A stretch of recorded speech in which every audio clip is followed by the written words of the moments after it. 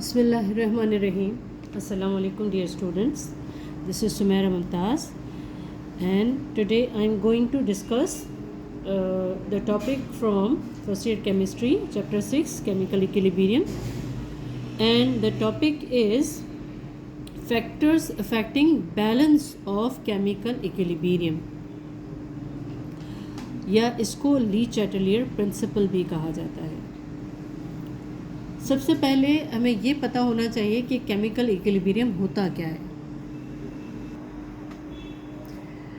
Chemical equilibrium reversible reaction होता है जिसमें रिएक्टेंट से प्रोडक्ट बन रही होती है और प्रोडक्ट से रिएक्टेंट बन रहे होते हैं, यानी कि यहाँ पे फॉरवर्ड रिएक्शन और रिवर्स रिएक्शन दोनों ही हो रहे होते हैं। अब एक स्टेज पे ऐसा होता है कि रिएक्टेंट्स जो प्रोडक्ट बना रहे होते हैं और प्रोडक्ट जो रिएक्टेंट्स बना रहे होते हैं वो एक दूसरे की कंसंट्रेशन को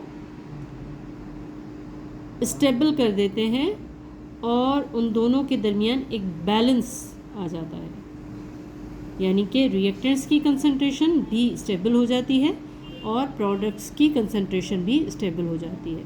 जैसे एक तराजू में एक ही जितना वज़न दोनों जानिब से रख दिया जाए तो दोनों बैलेंस हो जाते हैं, बिल्कुल इसी तरह से ये रिएक्शन भी बैलेंस हो जाता है। और इस स्टेज पे हम इस रिएक्शन को कह सकते हैं कि ये in the state of equilibrium में है और इसको केमिकल इक्विलिब्रियम कहा जाता है। तो if any chemical reaction is an equilibrium means both reactants and product balance each other and their concentrations are stable and do not change.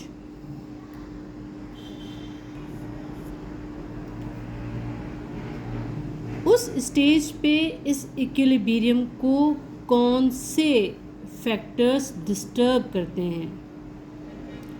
At this stage of equilibrium, the balance of the reaction can be disturbed by following factors. वो कौन कौन से factors हैं? Concentration reactants की या product की, उसको increase करेंगे या decrease करेंगे तो क्या होगा?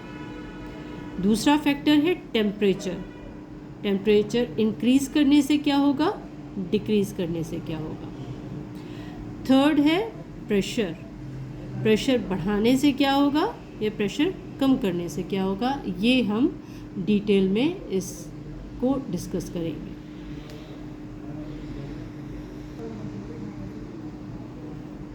यहाँ पे हम ली चैटलियर्स प्रिंसिपल्स को देख लेते हैं कि ली चैटलियर प्रिंसिपल हमें क्या बताता है।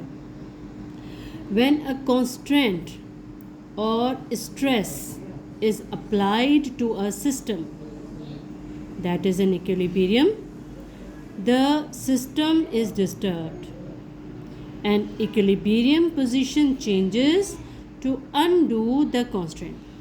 अब ली चैटलियर प्रिंसिपल हमें क्या बताता है कि जब कोई रिएक्शन या कोई भी सिस्टम इक्विलिब्रियम में होता है और उस पे कोई चेंजेस लाई जाएं या कोई स्ट्रेस दिया जाए तो वो सिस्टम डिस्टर्ब हो जाएगा, उसका इक्विलिब्रियम डिस्टर्ब हो जाएगा, उसकी पोजीशन चेंज हो जाएगी यहाँ तक कि वो वापस इक्विलिब्रियम में आ जाए। इसको समझने के लिए हम एग्जाम्पल देख लेते हैं। और यहाँ पे कॉन्स्टेंट का मतलब है चेंज, तो ये चेंज कंसंट्रेशन में हो सकता है, ये चेंज टेम्परेचर का हो सकता है और ये चेंज प्रेशर का भी हो सकता है।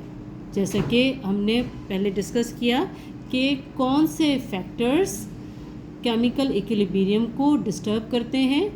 कंसंट्रेशन का इंक्रीज़ या डिक्रीज़, टेम्परेचर का इंक्रीज़ या डिक्रीज़ और प्रेशर का इंक्रीज़ या डिक्रीज़। ये किस तरह से इफ़ेक्ट करेंगे ये हम डिस्कस करेंगे। अब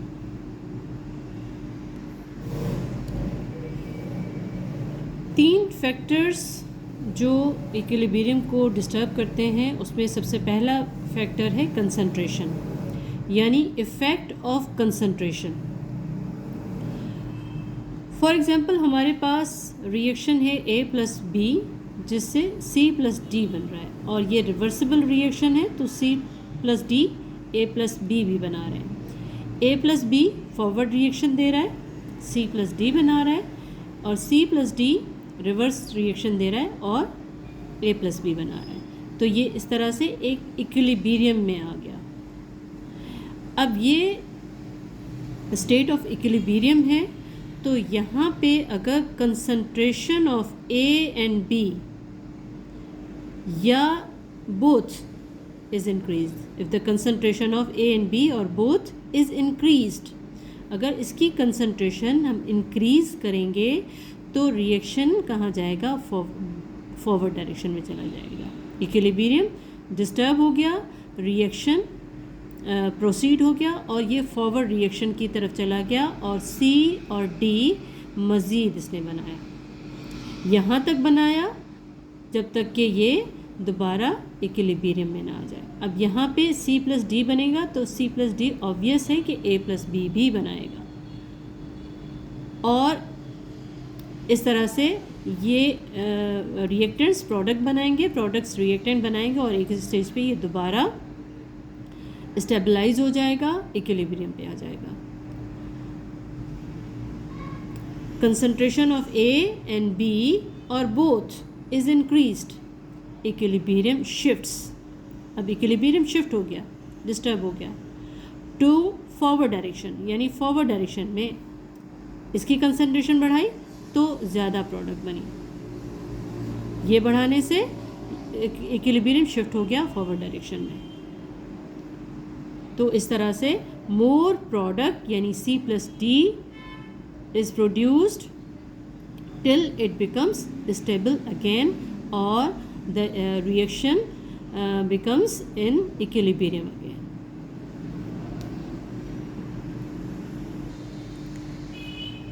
अब दूसरी कंडीशन क्या हो सकती है? पहली कंडीशन में हमने इसकी कंसंट्रेशन इंक्रीज़ की, दूसरी कंडीशन में क्या हो सकता है, इसकी कंसंट्रेशन हम डिक्रीज़ करते हैं। कंसंट्रेशन ऑफ A और B और बोथ इज़ डिक्रीज्ड, अगर इसकी कंसंट्रेशन इक्विलिब्रियम, ये इक्विलिब्रियम पे है और इसकी कंसंट्रेशन डिक्रीज़ कर दें, तो ऑब्वियस है कि ये इक्विलिब्रियम शिफ्ट होगा और ये मज़ीद A+B बनाएगा, मज़ीद रिएक्टेंट्स बनेंगे। इक्विलिब्रियम शिफ्ट होगा, और इक्विलिब्रियम कहाँ शिफ्ट होगा, रिवर्स डायरेक्शन में शिफ्ट होगा, यानी कि इसकी कंसंट्रेशन कम हो गई और इसकी कंसंट्रेशन इसके कंपैरिजन में ज़्यादा थी, तो इसने ज़्यादा A+B बनाना शुरू कर दिया, तो ये रिवर्स डायरेक्शन में शिफ्ट हो गया, और more reactants A and B is formed till it become stable again, यहाँ तक कि ये इक्विलिब्रियम दोबारा इस्टेब्लिश ना हो जाए। क्योंकि ली चैटलियर प्रिंसिपल ने यही बताया है कि when any change is bring in a system that is in equilibrium, the system is disturbed and equilibrium position changes until the changes is compensate ना हो जाए, वो चेंज जो है वो compensate undo ना हो जाए।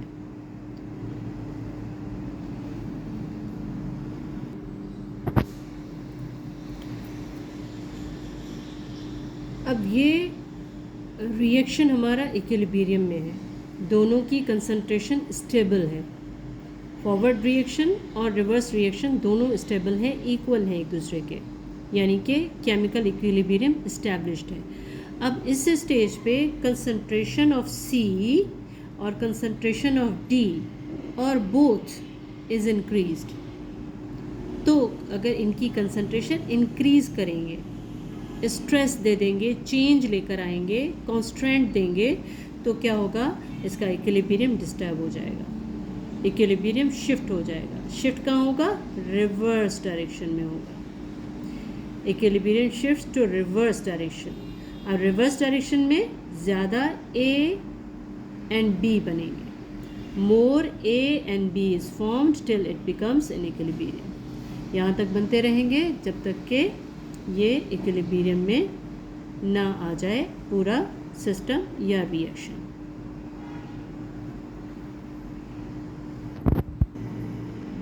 दूसरी कंडीशन क्या हो सकती है? If the concentration of C और D और बोथ इज डिक्रीज्ड, अगर C एंड D की कंसंट्रेशन डिक्रीज़ हो जाएगी। यहाँ पे मैं इक्वेशन दोबारा लिख रही हूँ ताकि आपको आसानी से समझ आ जाए।